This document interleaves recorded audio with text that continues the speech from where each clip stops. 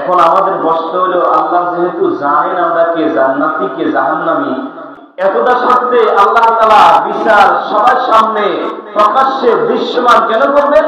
আমার বন্ধুগণ, আল্লাহ তাআলা চাইলে আমাদেরকে জান্নাতে জাহান্নামে যে কোনো একটা জায়গায় পৌঁছাইতে পারতেন। আল্লাহ তাআলা আমার আপনার বিচারটাকে দৃশ্যমান সকলের সামনে করবেন এই জন্য, যাতে আল্লাহর কোন বান্দাই অভিযোগ করতে না পারে। আল্লাহ যদি এত ন্যায় পরায়ণ হয়, এত ন্যায় বিচার করে থাকে, তাহলে আল্লাহ বিচারটা কেন গোপনে করলো? যে কোনো বিচার ন্যায় বিচার হওয়ার জন্য অনেকগুলো শর্ত আছে, তার মধ্যে দুইটা মূল শর্ত হলো, এক নম্বর হচ্ছে যে বিচার আপনি করবেন ওই বিচারটা সত্য দলিল এবং প্রমাণের ভিত্তিতে হতে হবে। সত্য কেন বললাম? কারণ আমাদের দুনিয়াতে মিথ্যা সাক্ষী দেওয়ার সবচেয়ে বেশি প্রচলন, সাক্ষী মিথ্যা হতে পারে।